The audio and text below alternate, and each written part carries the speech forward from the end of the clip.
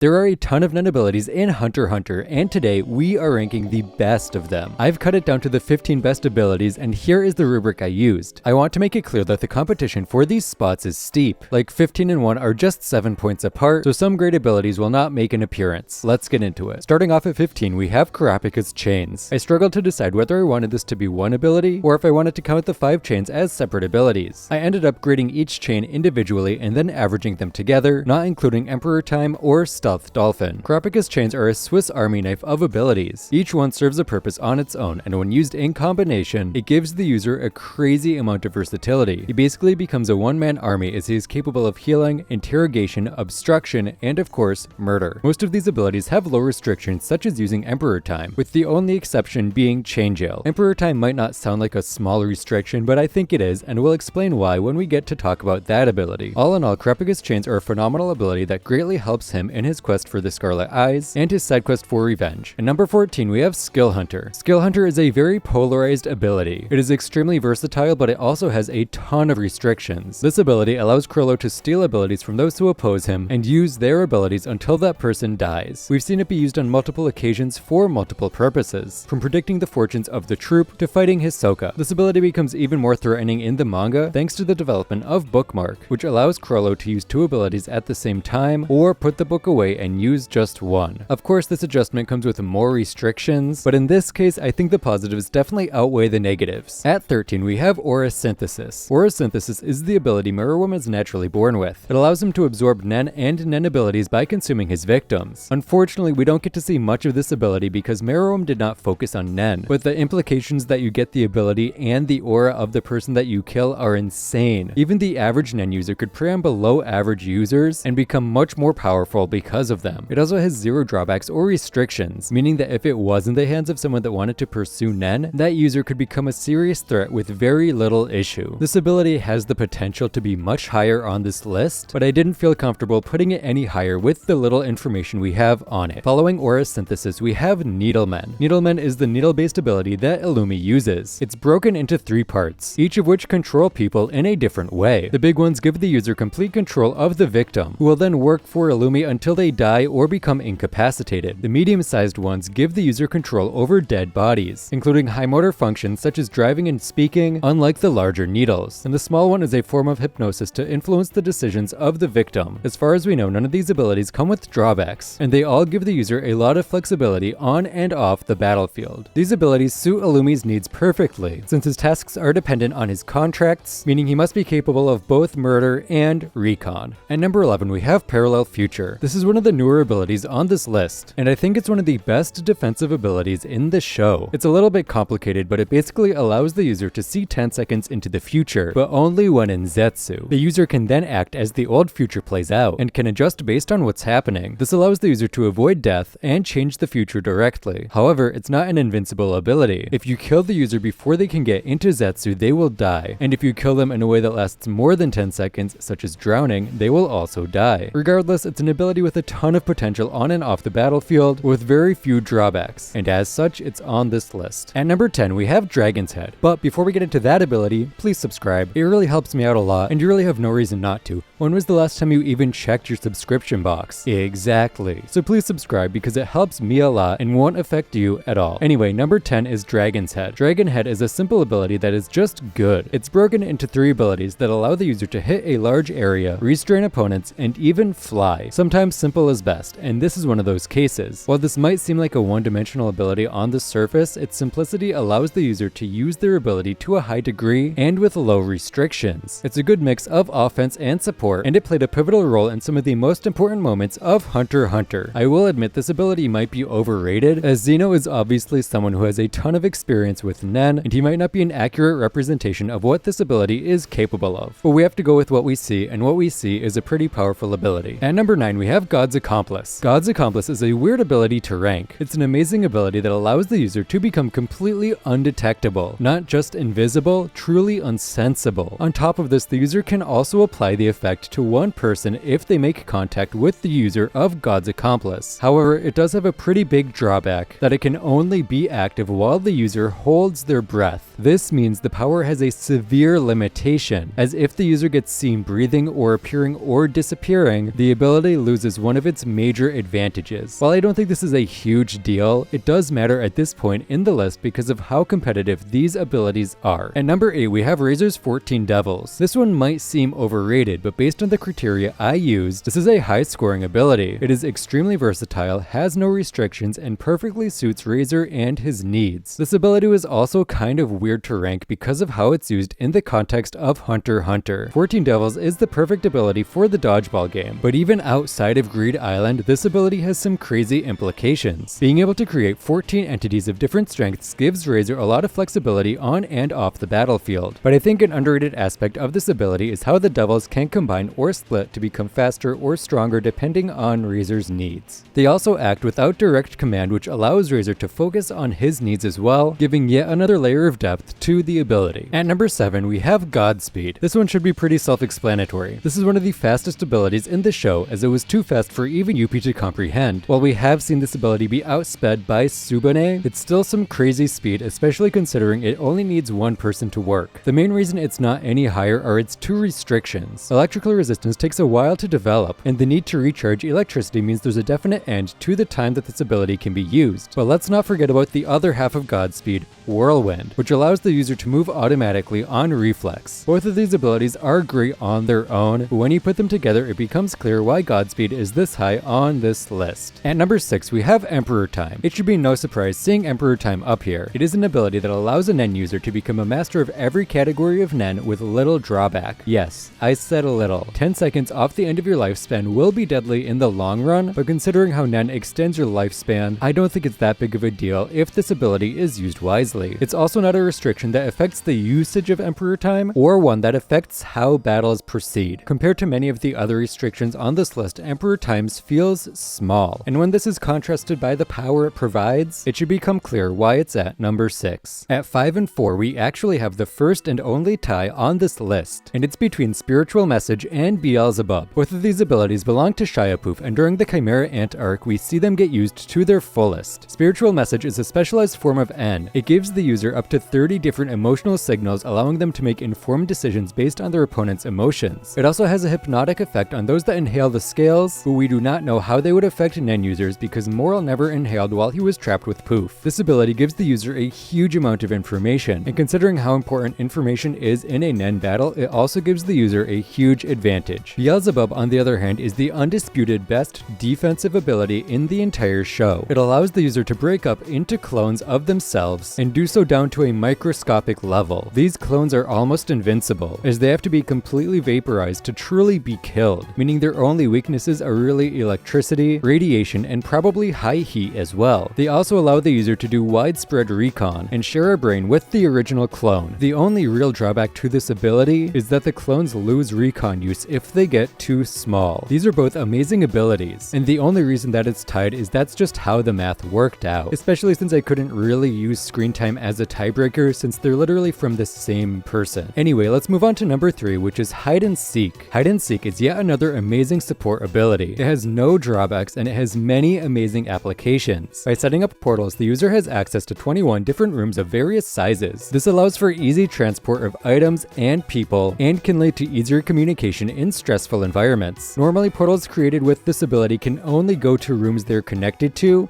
which is a bit of a drawback. But Nav shows us an extension of this technique using the Master Key, which allows him to connect any two portals together. On top of this, the user can set portals at specific positions for future use. This gives it a potential for combat as well, as portals left beforehand can be used for surprise invasions and quick retreats. Next up, the second best ability in Hunter x Hunter, Deep Purple. Deep Purple is the best supporting ability in the show. It's similar to P2's puppeteering ability, but it comes with a few different advantages that make it much stronger. Deep Purple allows the user to control smoke emitted from a pipe. We mostly see it used for these little smoky guys, which are great for recon and direct support as they can copy the appearance of anyone around them. They're also able to pick up and use weapons, as we saw a smoky version of Morrow strike Yuppie. Another major use of Deep Purple is Smoky Jail, which is an almost inescapable prison. And on top of that, we also see the smoke be used for more creative purposes, such as underwater breathing tubes, rabbits, and fog. This variety implies the smoke can take almost whatever shape is needed by the user, with more complex shapes needing additional aura or training to develop. As far as we know, the only restriction is that the pipe is needed to create smoke, and if you don't have the pipe, you obviously cannot make more smoke. The These are some pretty low restrictions for such a versatile ability. And now we finally get to number 1. And what ability is number 1? Well, it's Bungee Gum. Honestly, it's a little bit surprising to me too, but it does make sense. It is the perfect ability for combat, which is exactly what Hisoka is looking for. Like I said earlier, a simple ability is sometimes better than a complex one, as it allows for so much more flexibility from the user, and that is where Bungee Gum excels. Bungee Gum has the properties of both rubber and gum, making it both simple and flexible. It can do almost whatever the user needs, and it has zero drawbacks. It's really an all-in-one combat ability, and we've seen Hisoka use it to his advantage in every single situation he's in. Like even in his fight with Chrollo, which he inevitably lost, he still used Bungee Gum fantastically. Its only weakness is large crowds of people being manipulated at once, but even then it has to be a large crowd. Not just like 10 or 15, but like literally 50 to 100 people, which is not a very common situation. Seeing it at number 1 might be a bit of a surprise,